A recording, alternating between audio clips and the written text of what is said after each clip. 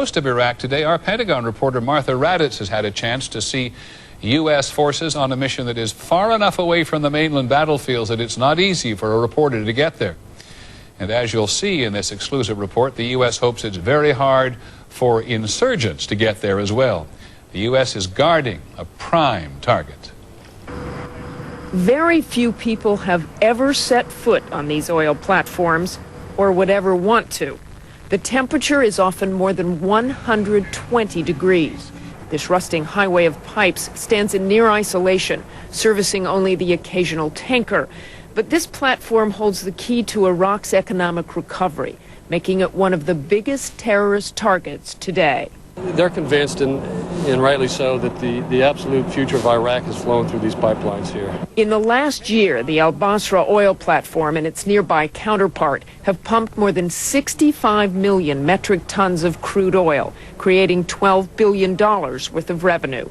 But oil revenues are much lower than predicted before the war. One major reason, the lack of security. In the last 7 months, there have been more than 130 attacks on Iraq's oil pipelines, causing hundreds of millions of dollars damage and lost revenue. At Al Basra, suicide bombers in fishing vessels nearly took out this platform in April. 2 sailors and 1 Coast Guardsman died stopping them. A successful attack would have been catastrophic. Not just for the economy of Iraq, because of all the oil that flows through here, but it would have been an environmental catastrophe. Following the April attack, U.S. warships dramatically increased their presence, forming what they now call a band of steel around the facilities. This is one of many ships helping to secure the oil platforms, enforcing an exclusion zone of over a mile. All boats, barges, and tankers are now tracked by sophisticated radar on the ships.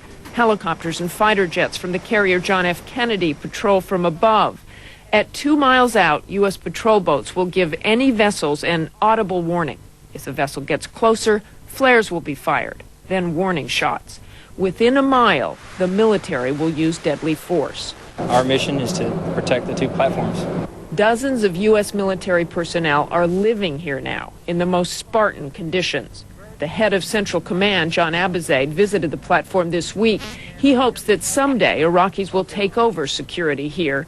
But for now, Americans and Iraqis agree that this is a job only the U.S. can handle. Martha Raddatz, ABC News, the Arabian Gulf.